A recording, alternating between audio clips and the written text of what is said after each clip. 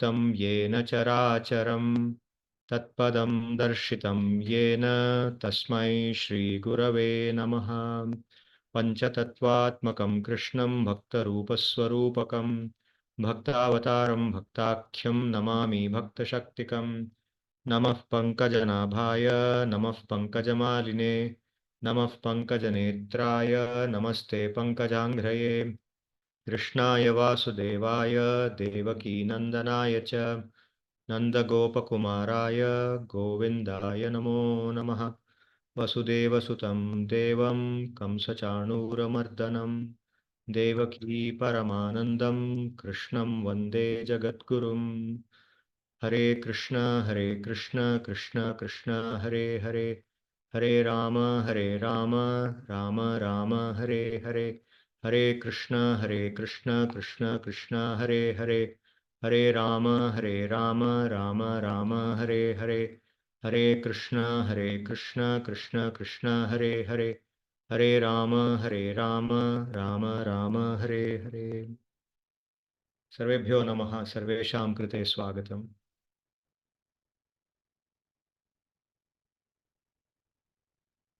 Shri Shukha Uvacha Rudrasyanucharau Bhutva Sudriptau Dhanadatmajau Kailasopavane Ramye Mandakinyam Madotkatau Varunim Madiram Pitva Varunim Madiram Pitva Madaghurnitalocanau Strijanair Anugayadbihi Cheratuhu Pushpite Vane.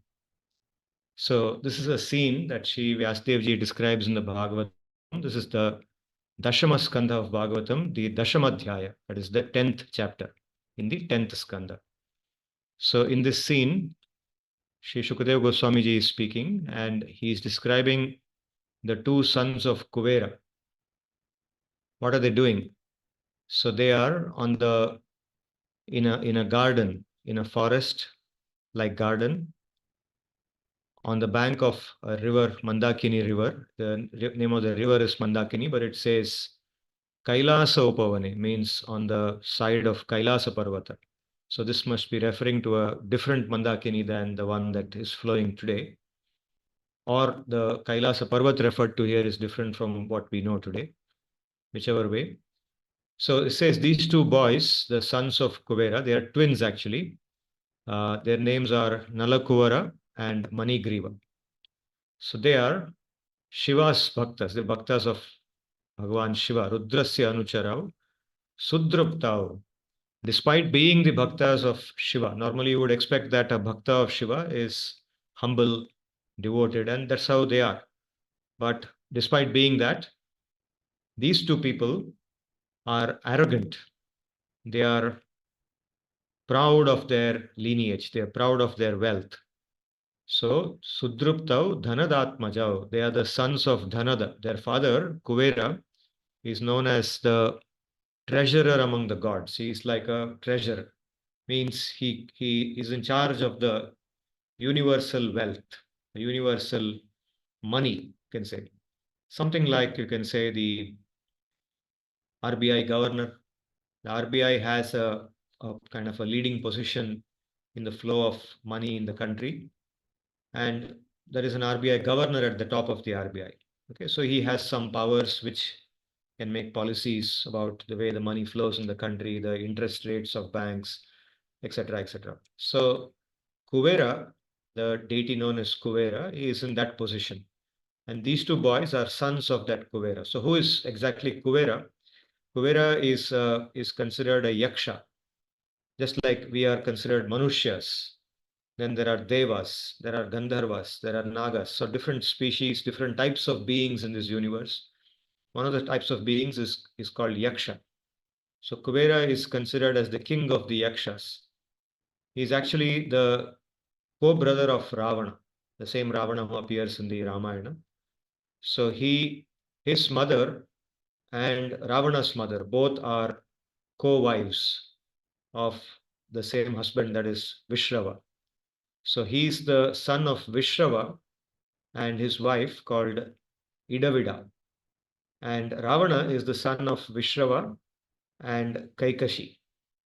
So Kaikashi happened to be a Rakshasi. So Ravana and his brother Kumbhakarna and his sister Shurpanaka, they all turned out to be having such Rakshasa guna in them, Rakshasa qualities, despite the fact that Vishrava himself was a great sage. But Vibhishana, their sibling, you see, Ravana, Kumbhakarna, Vibhishana, Shurpanaka, they're all siblings. Vibhishana turned out to be a saintly person. Now, on the other side, we have Vishrava and Idavida. Their son is Kuvera. Kuvera is not a Rakshasa. He's somewhat like a Deva.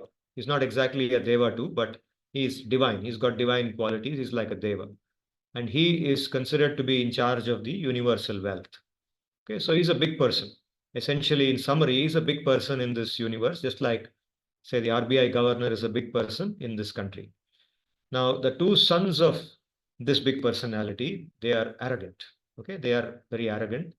So now, in this scene that is being described, they are now on the banks of this river called Mandakini, in a garden by the side of Kailasa Parvata, and they are. It's a beautiful place, Ramye. It's a very beautiful garden, very beautiful Upavanam, and they are madot They are excessively intoxicated. Mada means intoxication. Utkataha means excessive. They are excessively intoxicated. Intoxicated by what? First of all, they are intoxicated by their own wealth, right? But here specifically it's mentioned, Varuni Madiram Pitva. They have drunk Madira. Madira means kind of liquor. Varuni is a type of liquor. Madira means liquor in general. So Varuni Madira. They have drunk that liquor called Varuni Pitva. Madha Gorunita Lochana. Their eyes are rolling. Madha Gorunita Lochana. Madha means intoxication. Gorunita. Agorunita means the eyes are rolling. They are not steady like a normal person. But an intoxicated person, he's not able to focus. His eyes are moving here and there. So their eyes are rolling. Stri janaihi anugayat bihi. So they are accompanied by girls, their girlfriends, you can say, accompanied by a couple of girls. And they are singing. Those girls are singing. Anugayat bihi stri janaihi cheratuhu. They were roaming here and there in that garden. Pushpite vane, a very flowery garden. The garden was full of beautiful flowers. It's a very beautiful place, and they are having a very sensually enjoyable time with these two girls. Antaf pravishya gangayam ambhojavan rajini chikridatur yuvatibihi gajau iva karenubihi gaja viva karenubihi. Antaf pravishya gangayam ambhojavan rajini chikridatur yuvatibihi gaja karenubihi. So just like a male elephant, it enjoys with female elephants when it goes to a river. It plays with them. It has a sensually good time with its female companions. These two boys had got into the river. There was a kind of a river, maybe backwater of that river's lake. So there was like a very beautiful place with amboja. Amboja means lotuses. There were beautiful lotuses, and Rajini means that place was shining. Jagmaga raha tha. In Hindi we say jagmaga raha hai. Means it is shining. The place is radiant and shining with this beauty. It's beautiful. And they got into that water and they were playing with those girls. Maybe you can visualize that they were throwing water on the girls and the girls were throwing water back on them. And as we go forward, we also come to know that they were without clothes. None of them, the girls as well as these people, because nobody else was there, they were completely without clothes. And without their clothes on, they were just enjoying sensually with them. So what happened at that time? At that time, Devarshi Naradji, okay, he passes by and he witnesses this scene. He happens to pass by and he witnesses this scene. So who is Naradji? We all know Naradji, we have heard since our childhood, Narada associated with Narayana. Sri Narayana is a bhakta of Narayana. Unfortunately, in some of our own modern renditions of Narada, he is depicted as a kind of a confused person or as a comedian in some movies or some TV serials. You will see him projected like a comedian who's getting confused or getting tricked or something like that. But that's a completely wrong conception of Devarshi Naradji. because Narada is actually the Parama Guru for us, Parama Guru, because you see, the person who writes Bhagavatam, who has written Bhagavatam, Sri Vyasdev ji, he is also the author of the Mahabharata, the Bhagavad Gita. Valmiki ji, he is the author of Ramayana, right? Now, for both of them, Valmiki and Vyasdev ji, the Guru is Narada. They are both disciples of Narada. And that is why in the Bhagavatam, you will find that one of the most prominent characters in the Bhagavatam who comes throughout the Bhagavatam, right from the Prathama Skanda of Bhagavatam, in the early chapters till the end of the Bhagavatam, the most common character is Narada, because it's his own guru, right? And the Bhagavatam itself was written because of Sri Narada's interaction with Vyasdevji. Vyasdevji said, I am not completely feeling satisfied, even though I have written Mahabharata. Mahabharata is such a great work. But even after writing Mahabharata, there is something lacking. I feel a vacuum. So can you tell me why I'm feeling this way? And in that conversation, it comes out. Naradji points out to him that you have not described the pure bhakti to Bhagwan and the pure qualities of Bhagwan. That has not come out very well in the Mahabharata. Therefore, please produce a literature which will bring that out. And he writes the Bhagavatam. Similarly, in the Valmiki Ramayana, the very first shloka of the Ramayana, Valmiki offers his prayers. He praises his Guru, Naradji. He says, very first shloka of the Ramayana, tapaswadhyaya niratam, tapasvi vagvidam varam, tapaswadhyaya niratam, tapasvi vagvidam niram varam, naradam paripapracha, valmikir munipungavam. It says that Narada is a tapaswadhyaya nirata. He's always engaged in tapasya and swadhyaya, study. And he is Vag Vidam Varam. He is the best among the people who is an expert in speaking or in singing, right? Vag Vidam Varam. And he says, such a person is my Guru. He is offering his respect to him. This is the first shloka of Valmiki Ramayana. So Narada, such a great personality, who is the Guru of the Gurus, all the Gurus, he is passing by there. Now, what should you do when such a personality passes by your place? Naturally, the first thing to do is to bow down to him, offer respects to him, and see if you can offer some seva to him. But what happens now? The girls who are there, they suddenly see him coming there and they become very embarrassed and they quickly cover themselves up. They go out, they find their clothes and they cover themselves up. But the two boys, they are so intoxicated that they don't realize who is passing by and they completely ignore him and they continue to remain naked. So seeing that, Narada, he understands what has happened. Immediately he understands what has happened. And so he feels very compassionate upon them. And so out of compassion and for their welfare, he decides to curse them. Okay, we'll come back to his curse a little later. What happens next?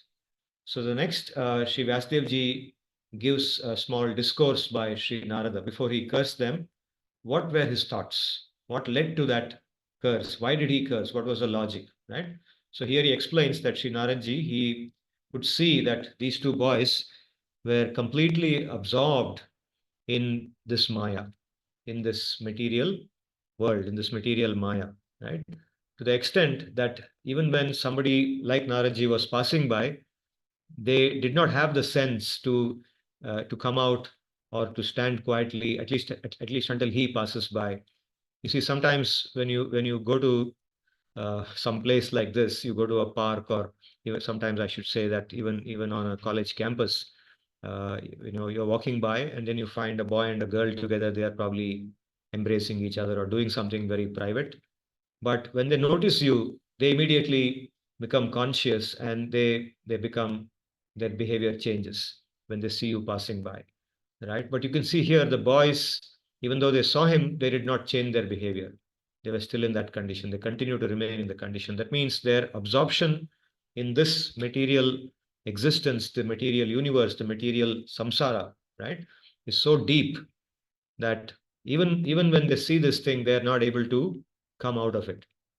So he says, Nahi anyo jushato joshyan buddhi bhramsho rajo gunaha Shrimadad abhijatasyadi Shrimadada-bijatasyādir yatra hi dyutamāsavaha.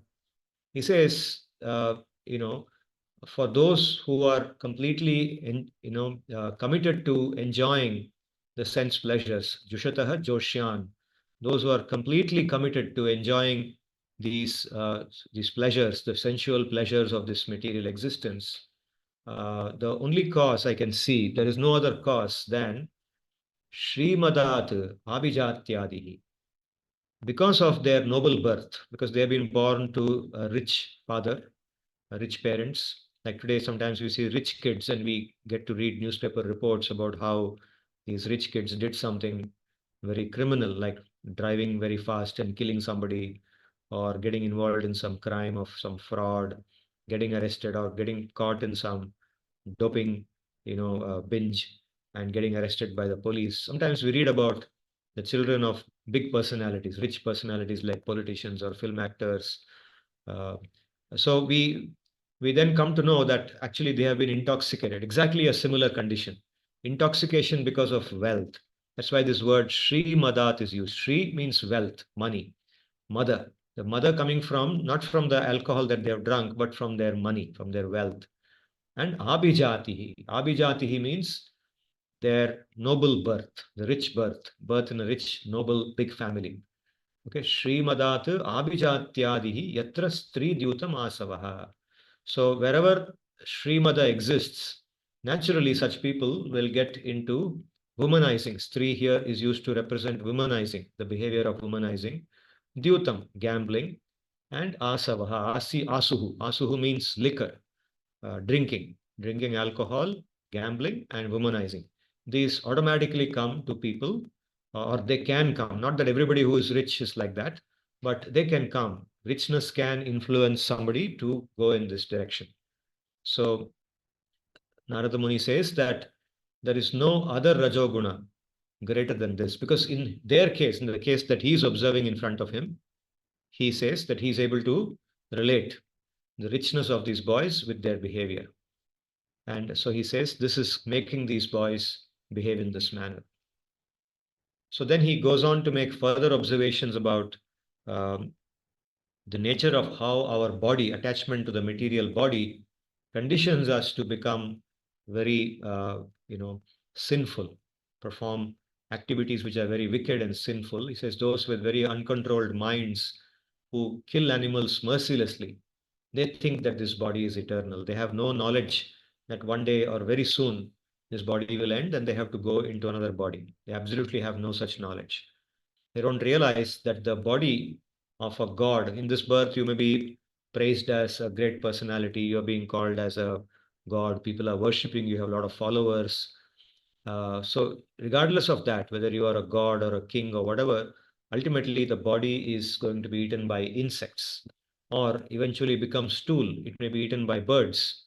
Okay, because once your body once you have died, you have left the body is just dead, and birds can come and eat it, insects will eat it, or somebody cremates it, it becomes ashes. That is the destination of this body. And therefore, one should know not to get intoxicated by one's body. And such people don't realize that there is no welfare for oneself in troubling others. And so they freely go about troubling others. You see, in the Bhagavad Gita, this is called the Asuri Prakriti or Asuri Sampat. And in the Asuri Sampad mentality, a person thinks that he is the controller of everything. Nothing can disturb him. That association with money, power makes one very attached to this body, their identity as the body, and they become completely under the illusion that nothing will happen to me. I can do whatever I like. And what do they like to do? They like to trouble others. They like to see others suffering, insulting others, harming them, killing them. But what does it do? It only harms them, the people who do this. It leads to Naraka, it leads to hell. Narada Muni says all this. And he also points out that this body of ours, we think it is ours, but so many other people also think of that body as theirs. Just like the guardian, somebody who's feeding us. Okay, sometimes somebody is brought up by a guardian, not by their parents. The guardian thinks that you belong to him. Similarly, one's mother thinks that this baby belongs to me. The father thinks belongs to me. Grandfather also thinks like that. The employer thinks like that. And sometimes if somebody has been purchased like a servant or a slave, then that person's owner, the person who has purchased this person, thinks that now that body belongs to me. And eventually, after the body dies, some dogs may come and eat it, and the dogs will fight over it, thinking that it is theirs. Right? So that is the nature of ownership of the body. So not only that person who lives in that body thinks that this is my body, but so many others also think that it is my body. Okay, so he points out all this, and that is the status of this body. And because of this, a really wise person, a person who has knowledge, does not think the body as the self. And therefore is very careful. He does not harm others, does not kill others. He's very careful about how he uses the body. Sri Narada Muni reflects on all this as he sees these two boys who are completely intoxicated.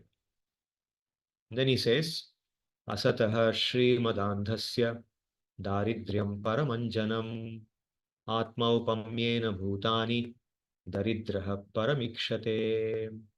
So he says, for such people, Asataha, those who are attached to Asat. Asat means false conceptions, misconceptions about reality, like the kind of misconceptions we just spoke about.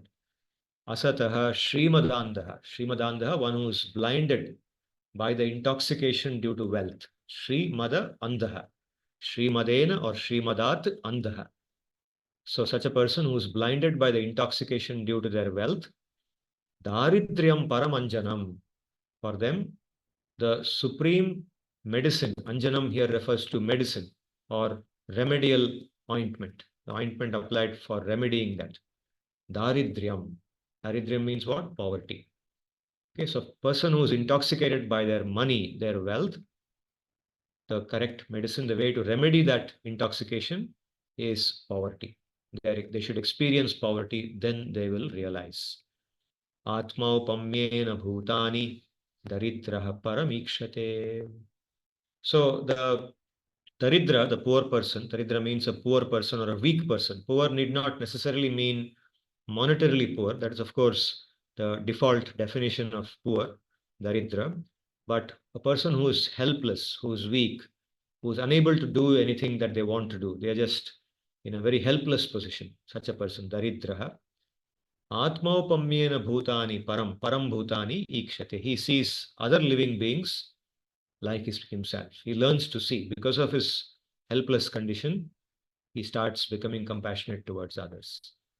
Okay, when he is rich, when he is intoxicated by richness, that compassion is not there. His heart becomes hard.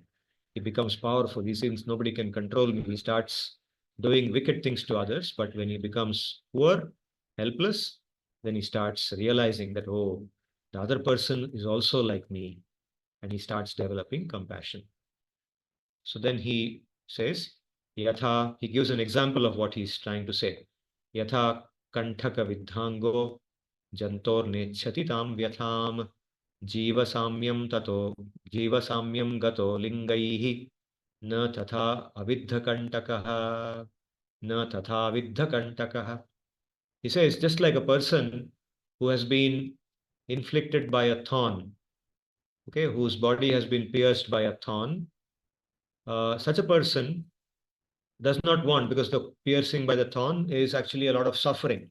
So somehow with great difficulty he removes it, and then he may say that, my God, this kind of suffering should not come to anybody. Okay, because he has suffered that. So he starts relating with others who are suffering. He's able to relate with them, empathize with them. Empathy means feeling the way the other person is feeling, right? So he starts feeling that, okay, this person also is suffering like me, and I don't want that suffering to come to that person. May I not suffer because I know what that suffering is. Jiva samyam gataha lingaihi. By merely looking at the face of the person. Lingaihi means by the symptoms. Just by looking at the symptoms of that person, like the person's expression on the face. If he's smiling, then he knows he's happy. If he's crying or if he's looking distressed, he knows something is troubling him. So Jiva Samyam Gataha, he is able to empathize. Jiva Samyam here means feeling the same way the other person is feeling, empathy. So he's able to empathize with that person. But na tatha aviddhakantakaha. But a person who has not been pierced by a thorn, That's being used as a metaphor here, pierced by a thorn. It means a person who has not seen suffering in life. A person who has never seen suffering will not have that empathy in them. So Narada Muni is saying, Narada Rishi is saying that I want these boys to now develop empathy. So a daridra, a poor daridra who is helpless, is free from wealth intoxication, and therefore he is forced to be austere. Even though by choice he may not be austere, but now because of his daridryam, now he has no choice. He has to live austere life. He has no wealth. He has to eat a very simple meal. He has to beg and eat. Whatever he gets by begging, he can eat only that. So he has to live very austere life, and that becomes his tapasya. Okay, tapas. So what is the meaning of tapas? Tapas means an austerity that we voluntarily take on ourselves. We voluntarily adopt an austerity, a difficulty, like for example, fasting on Ekadashi. It's a voluntary difficulty that we take, because by taking that difficulty, automatically some of our past karma, the bad karma that we have, gets burnt, and our heart becomes purified. We become clean. Our negative thoughts go away. We become more pure than we were before. Right? Chitta Shuddhi, it leads to calmness of mind, less disturbances, anger, etc. These things come down. That is the meaning of tapasya. Now, a rich person who is intoxicated by their wealth will not do that. Why will he do that? He thinks that he is going to be eternally like that. But a daridra who is suffering, who is poor, automatically has to do that. He has no choice. He has to live a life of tapasya. And that tapasya purifies that person. And a daridra, owing to deprivation and emaciation, may not indulge in himsa. Means he's not likely to indulge in himsa. Himsa means what? Himsa means troubling others or killing others. Okay. So himsa need not necessarily mean killing only. It means any kind of trouble, mental trouble, cheating somebody, making them cry, making them regret that you became a friend with them. Any kind of bluffing, any kind of cheating somebody is all himsa. Okay. We should never do that. We should never do it. So a daridra has no choice. Because of being in that position, he is not able to do that. Even if he wants to do, he is not in a position to do that. Right? So because of his deprivation and emaciation, he is free from that. And therefore, in that austere condition, he has an opportunity to reflect upon his suffering, start empathizing with others, and thereby he is doing something that is dharmic, which will uplift him. And then Narada Rishi makes one more point. He says the saintly people are more likely to connect to such a daridra and effect their purification on him. And therefore, Sri Narada Rishi makes up his mind. He says, I will put them in that condition now. So you can see how he has logically explained his justification. He has justified why he wants to put them in that condition. Ato arhatah swasthavaratam अतोर्हतः सावरतां स्यातां नैवं यथा पुनः स्मृतिस्यान् मत्प्रसादेन तत्रापि मदनुग्रहात् वासुदेवस्य सान्निध्यं लब्ध्वा दिव्यशरच्छते वृते स्वर्लोकतां भूयो लब्धभक्ति भविष्यतः. He says, therefore, these people deserve. What do they deserve? Sthavaratam syatam. Means let them acquire a position by which they will not be able to move. They will have to stand in a single place. Sthavaratam. Sthavara means something which is immobile, like a tree, for example, or a mountain, or anything, or a rock which cannot move. Sthavaratam syatam. Let them become like that. Sthavaratam syatam naivam yatha punah, so that they will never become like this again. They will never have to suffer again. If I don't give them that curse now, then because of the path that they are doing now, they will have to go to Naraka. They will have to suffer a lot. But now that I'm giving them this curse, that they become sthavara, they become fixed, they will be freed from that future suffering. Smritisyat mat prasadena.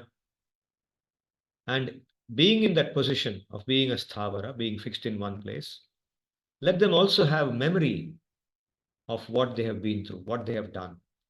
Let them remember that they did all these things and that is why they ended up there. Let that memory remain with them. Tatrapi madanugrahat vasudevasya sannidhyam labdhva divyasharachate.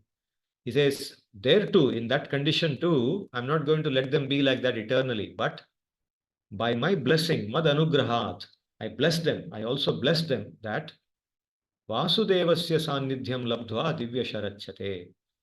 At the end of 100 years of the time duration of the devas, the 100 years of the devas, at the end of 100 years in Swargaloka, not on the Bhuloka, okay, they will get the company or the association of Vasudeva.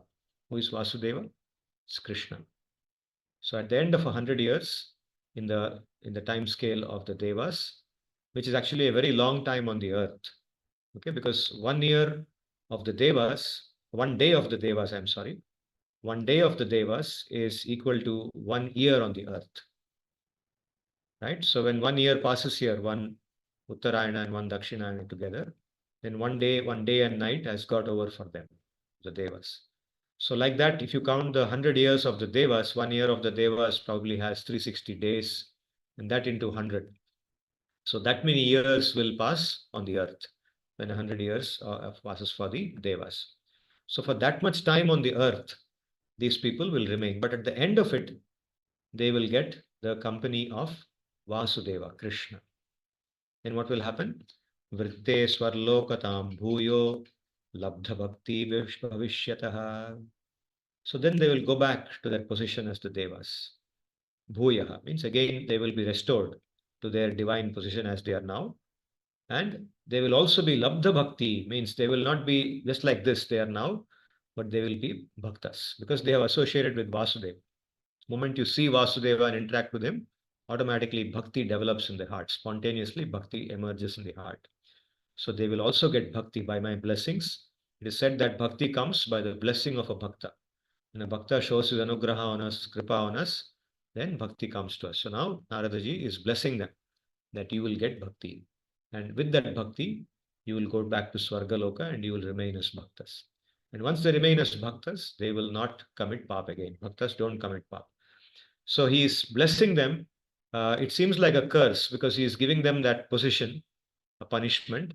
But it's a curse not pronounced out of anger. It's a curse pronounced out of compassion, combined with a blessing that they also get bhakti at the end of this time period. And how do they get bhakti? They will get bhakti by directly interacting with Krishna. Shri Shuka Uvacha. Now this portion of the story gets concluded. Shukadev Muni is saying, Eva muktva sa devarshihi kato narayanashramam Nalaku manigrivav asatur yamalarjunau. So after saying this, Devarshi Naradji, he went back to the place where he came from, which is Narayanashrama. But these two boys named Nalakuvara and Manigriva, they became two trees which are called Arjuna Vriksha. Arjuna Vriksha means it's a particular species of tree which is commonly found all over India even today. It has, if you can actually search on the internet and you'll be able to recognize the tree by its fruits. We have seen those fruits in many places. These trees grow by the roadside. They grow generally anywhere. They don't have to be necessarily planted by us in our garden. They appear by the natural process of the spreading of trees. So they're called Arjuna Vriksha and Yamala Arjuna. Yamala Arjuna means twins. Yamala means twins, a pair. So a pair of trees. So they became, Nalakuvara and Manigriva became a pair of Arjuna trees on this earth. But where did they become these trees? They became these trees in the place known as Gokula and very close to the house of Yashoda and Nanda.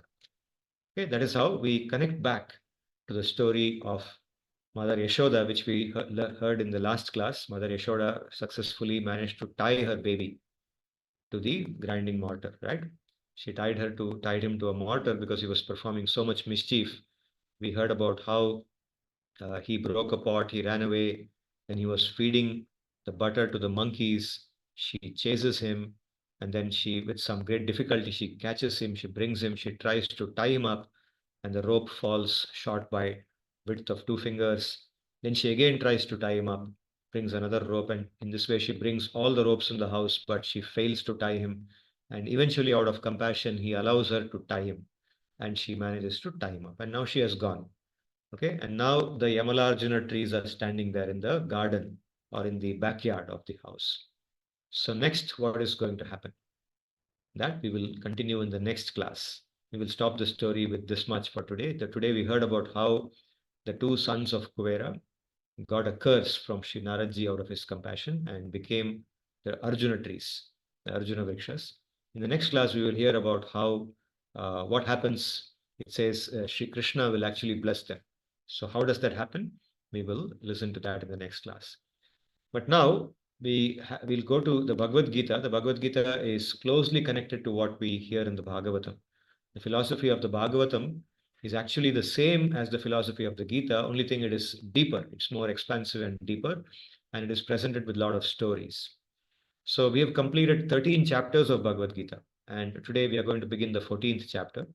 The 14th chapter exposes us to a very interesting concept called the three gunas of Prakriti. In the 13th chapter, so in some sense, actually, it's an extension of the 13th chapter, it's a continuation of the 13th chapter. In the 13th chapter, Sri Bhagavan talked about six concepts: Kshetram, Kshetrajnaha, Prakritihi, Purushaha, Jnanam, and Gneyam. So among them, two of them are Prakriti and Purusha.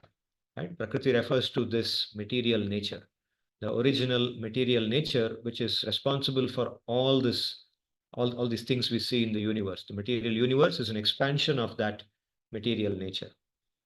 Purusha refers to the Atma, both the Jivatma and the Paramatma, both are referred to by this term Purusha. So here we are talking first about the Jivatma and how the Jivatma comes under the influence of Prakriti. By virtue of their own desires, the Jivatma gets subdued by the Prakriti, this material Prakriti, and comes under the influence of the three gunas. So Sri Bhagavan is going to explain that in the 14th chapter. But before he gets into the explanation of the three gunas, he will first talk about his role and his relationship with that Prakriti. So we will hear that today in the first four shlokas of the 14th chapter. And in the next class, we will go from the fifth shloka onwards. There we completely dive into the three gunas of Prakriti and how they influence the Jivatmas. But now the Paramatma, Sri Bhagavan, he is beyond the three gunas of Prakriti. He is the master of Prakriti. He never comes under Prakriti. So what is his role? Let's hear that in the first four shlokas. Shri Bhagavan Param bhuyah pravakshyami jnananam jnanamuttamam yajnatva munayas sarve param siddhimito gataha. Shri Bhagavan said, Param bhuyah. Now, having completed the param here means after having completed the concepts in the 13th chapter, just now whatever I have completed, after that, now bhuyah. Now again, listen to me.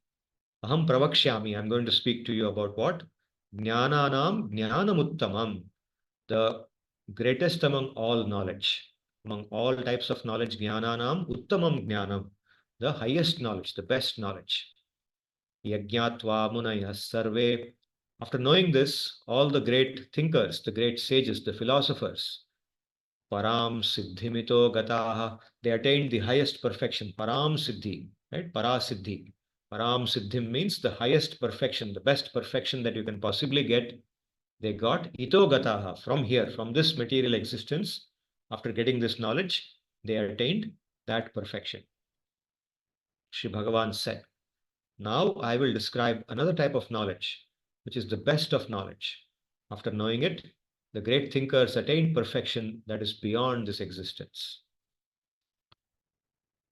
Idam jnanam upashritya mama sadharmyamagataha sarge pinopajayante pralayena vyathanti cha.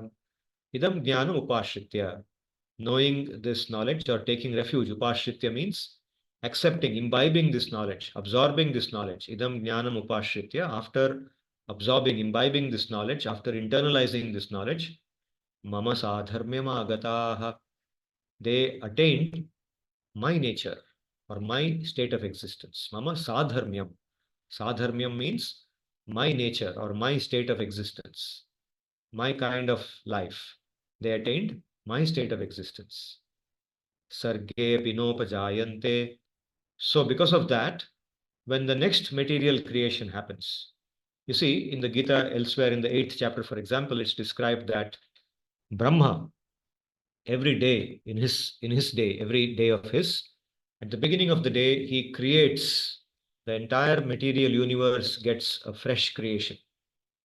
Because at the end of the day, the end of the previous day, and the end of every day, the entire material creation, the universe, gets absorbed in him. It goes inside him. The entire material creation goes inside him. So it goes into a state of complete sushupti. So next morning of Brahma, he creates the entire thing again, right? But what happens to a mukta jiva, jiva who is mukta like Bhagavan, he does not depend on this. He is beyond all that. He doesn't go into sushupti and come out of sushupti every time Brahma sleeps. Sarge pinopajayante. Such a person, he does not have a creation. He doesn't have to take a fresh birth again. He is always eternally existing.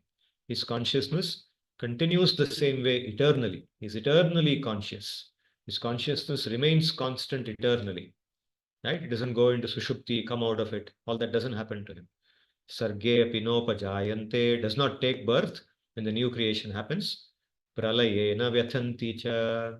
And similarly, when Brahma sleeps at the time of pralaya, mahapralaya, he does not die. His body does not die because he has an eternal form. He has eternal consciousness. In simple language, he does not experience the cycle of birth and death ever again. Once he reaches the stage that Bhagavan is in, the state of existence in which Bhagavan is, he does not have to take birth and death again, but he experiences eternal consciousness of purity, happiness, knowledge, illumination, right? Which is what everybody wants.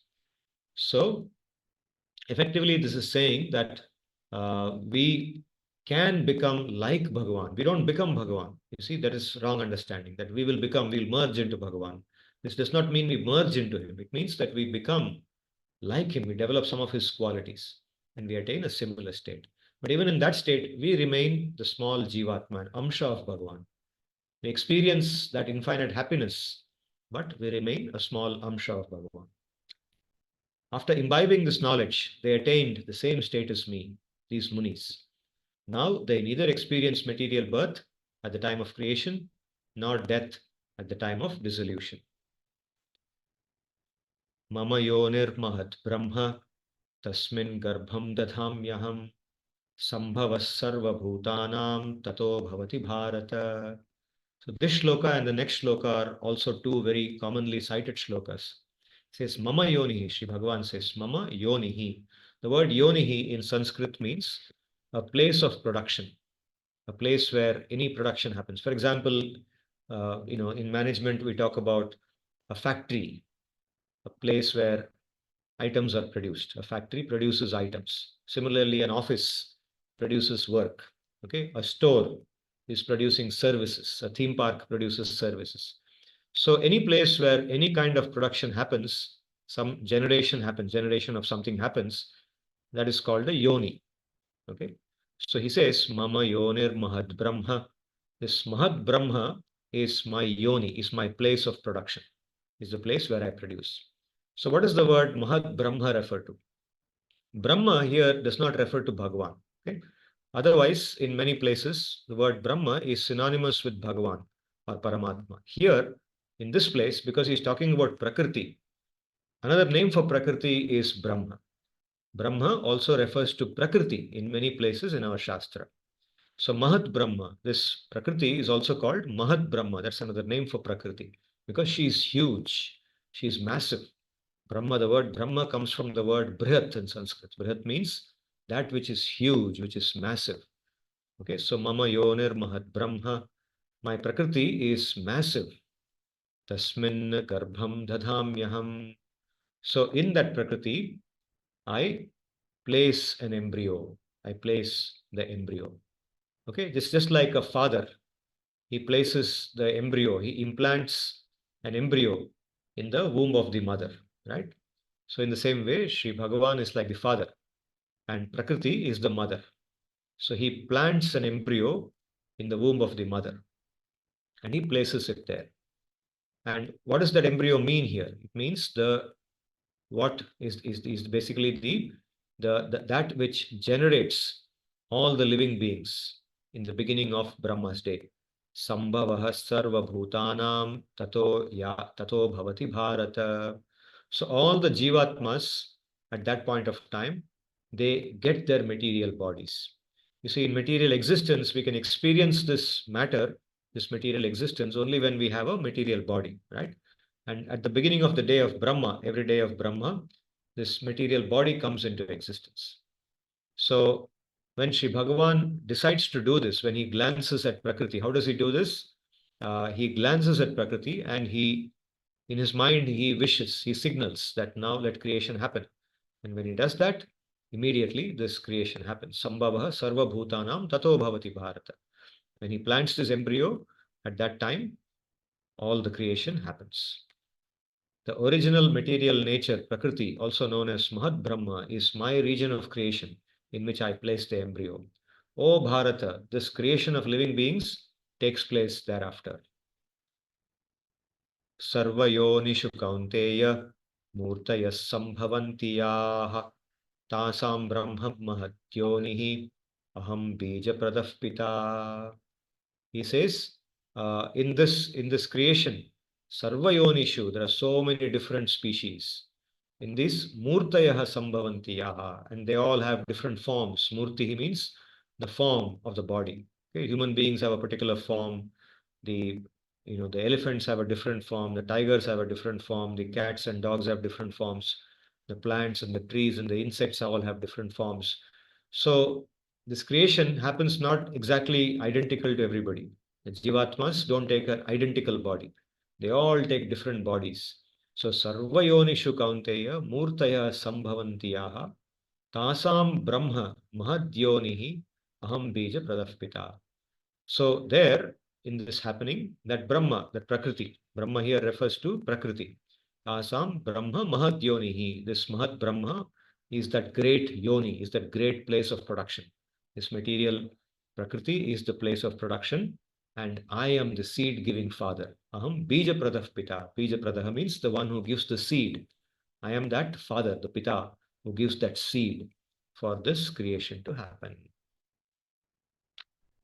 O Kaunteya, Prakriti, the original material nature, is the place of creation for all the bodily forms of the living beings that are produced, just like in a factory.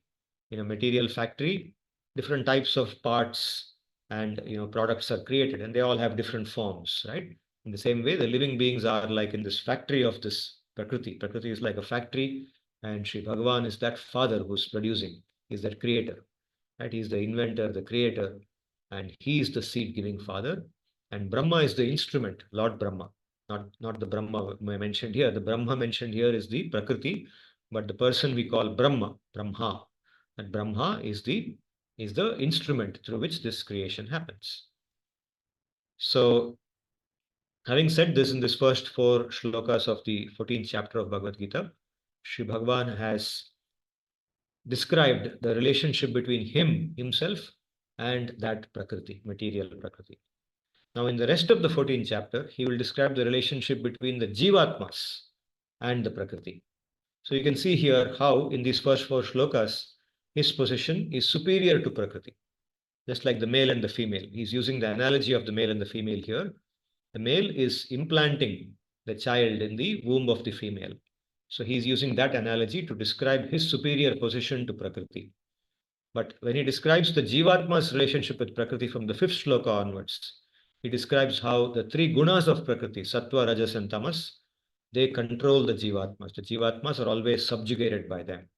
And at the end of the 14th chapter, he will say once again what he said in the 7th chapter, that by taking his refuge, by coming to his refuge, one can overcome the Prakriti. Only by that. He will say, Mam chayo avyabhicharena bhakti yogena sevate sagunan samatityetan brahma bhuyaya kalpate. If somebody wants to come out of the 3 gunas of Prakriti, then they should do bhakti unto me, because I am above the 3 gunas. And by connecting with me in bhakti, they will also be able to come beyond the 3 gunas of Prakriti. So it's very nice and logical. Everything is so logically fitting. The whole 14th chapter is a very logical chapter, and it clearly shows the position of Bhagavan, the Jivatmas, and Prakriti. So you can say it's like the elaboration of what we learned in the 13th chapter by highlighting all these things. So for today, I will stop with this, and now I'll be happy to listen to your questions, your comments, and so on. Pranam, sir. Pranam, pranam. Sir, thank you so much firstly for the session once again. And sir, you mentioned that Narad Rishi Ji's depiction in many modern, let's say films and other literature has been very inaccurate in terms of depicting him as a somewhat comical figure. And Yeah. along with this, there is also the tendency to depict him as a person, who is inciting others in some way and kind of, what in Hindi we would say, "Idhar ki baat udhar" types. So Yeah. that it's fair to assume that that is also inaccurate then. Absolutely. And even if he does that, sometimes you see that he incites, but he does that as a instrument of Bhagwan. Like for example, there's the case which comes a little earlier in the Krishna Leela, where he goes to Kamsa and he tells him that all the devas have taken birth here. Kamsa is actually now not going to kill Devaki. He has just sort of let them go.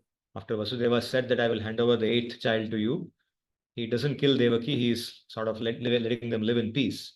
But what does Narada do? He wants to sort of bring Bhagavan to that Leela and he wants to make Kamsa do something drastic by which he will eventually be eliminated. Right?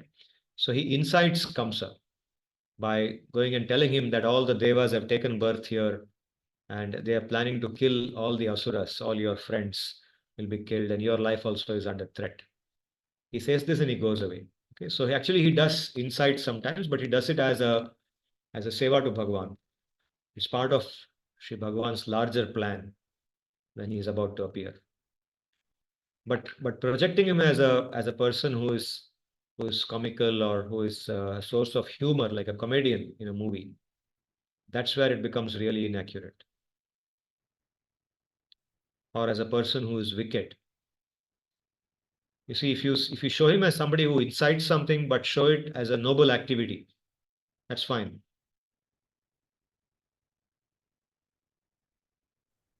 Understood, sir. Thank you. Pranam, sir. Pranam Sarthak. Pranam. Sir, the Leela story that you were narrating about the young Kuvera boys and how Sri Narada then sees them indulging and exhibiting his character, and out of compassion, as you narrated, he curses them. So this also reminds me of the story of Sri Narada himself. So you had told his story that births prior to him being Devarshi Narada, he was also a Gandharva, and he was also behaving in a loose manner when the sages witnessed him doing this. And out of compassion, also they gave him the curse that he would be born into Daridrata, but he would receive the grace of satsang and bhakti, and in his next birth, due to that curse, he got. So I think I see very strong parallels of this story with Sri Narad's story. Yes, very much. This story is also in the Bhagavatam where Sri Naradji narrates his own story and he explains this. This comes in the Prathama Skanda and also later in the Bhagavatam. In two parts it comes. So, yes, Naradji himself received the kripa of some great sages in his earlier birth when he was a Gandharva, and he was actually indulging in a similar activity. Although he was not doing what these boys were doing, he was not intoxicated, but he was being a Gandharva, he was in a place where there were great sages and he was behaving in a slightly loose manner, not in an appropriate manner. He was surrounded by also women, apsaras, and such women, and he was behaving in a slightly offbeat manner, not the correct way. So that durachar that he performed in front of them led to that curse. And like you correctly said, he was a recipient of the kripa of Bhagavan in that birth as the son of a Shudra. And eventually he gets bhakti. He develops bhakti.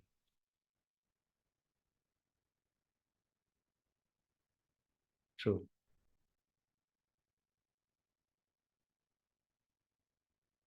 It's a very inspiring story, actually, that Narada story, how Narada gets bhakti.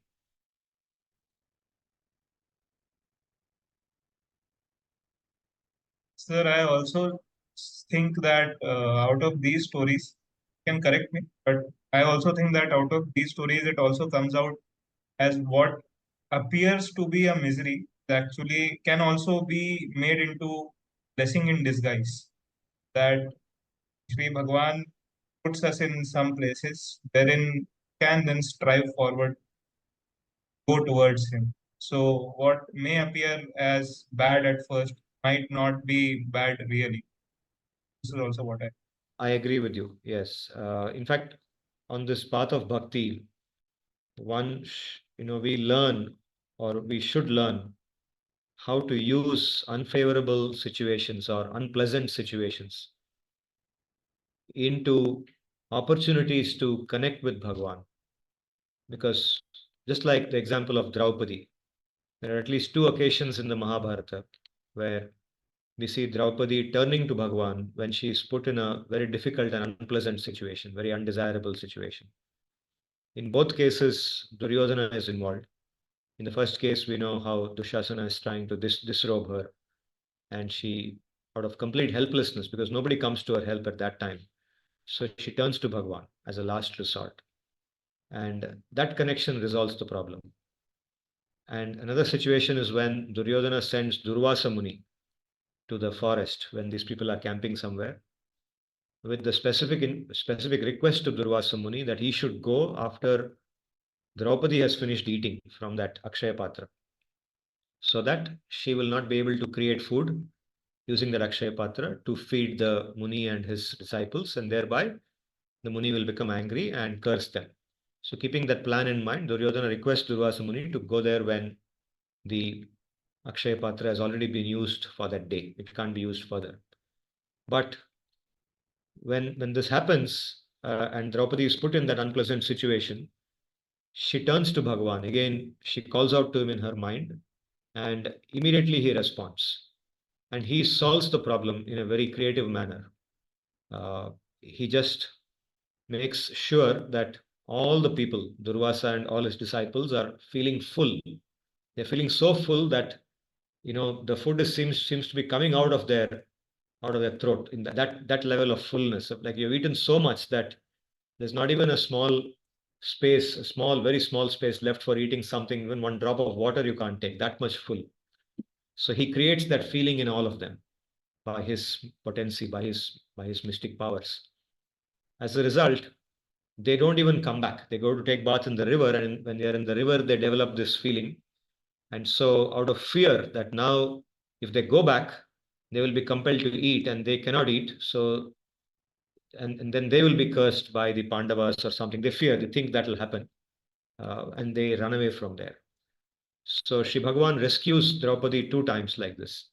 And in both cases, Draupadi uses the unpleasant situation as an opportunity to connect with him.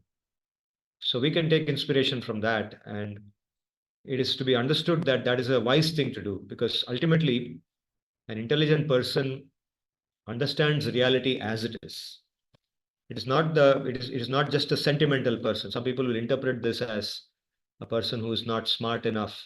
He's just irrational, he's sentimental, he's thinking of God. There are so many creative ways to solve this problem. You should be strong. But this is real strength. Real strength is knowing the reality as it is. And knowing the reality involves knowing that God exists, knowing that there is somebody called God and we can connect with him in bhakti. That is very much a part of reality. So full knowledge involves knowing about God too, not only knowing about God's creation. So I've given a long answer to your short comment. It is very insightful, sir. Always pleasure to hear.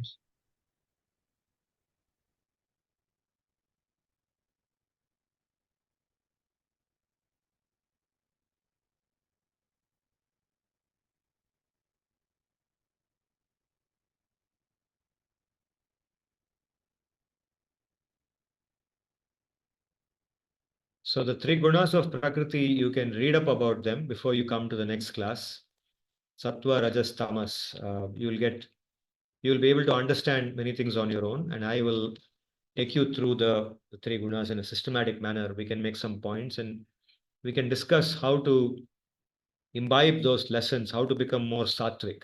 This question of becoming more sattvic is a question that even people who don't talk about Bhagavad Gita are today talking about. We have so many people talking about becoming more sattvic. Okay, they may not refer to the Gita, but the word sattva has become common in society. Sattvic food, sattvic habits. But we will read from Gita and we will see what the Gita says about it and what we can absorb from there, how we can become more sattvic in our life, right? And being more sattvic means becoming more happy, free from stress, more practically wise, becoming more capable in what we do, and becoming more discriminative, developing a better sense of discrimination in the decisions that we make. All that is associated with sattva guna, sattvic, right? And we'll also hear about the symptoms of rajoguna, tamoguna. So when we see those symptoms in ourselves, we know that we're under the influence of those gunas and how we should know how to come out of that. We should tell ourselves to be able to come out of that. So we will listen to all those things as we go forward. Any questions today? Any further questions? Okay. Good. If there are no further questions today, then we can close today. We are closing early today because we focused on a small portion. I hope that you could relate with what I was covering today too. And we will meet again in the next class on next Sunday. I'll now do the Antya Mangalam. Is the screen visible to everyone?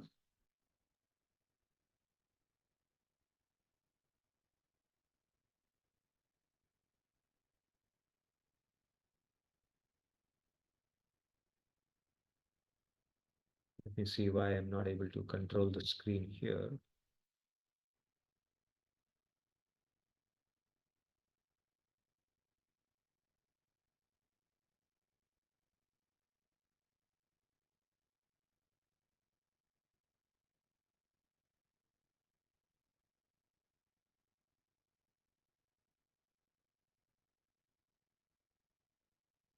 I'll share the screen again. Okay, here we are. Going forward.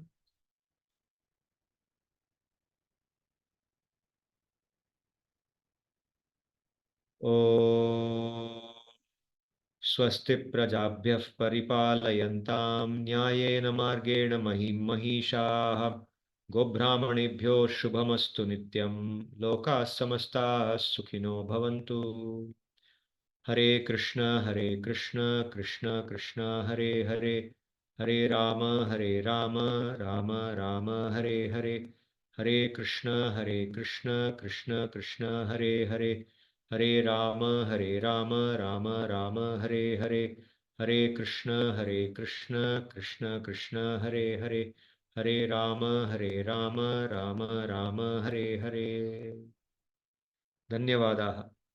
Thank you for coming.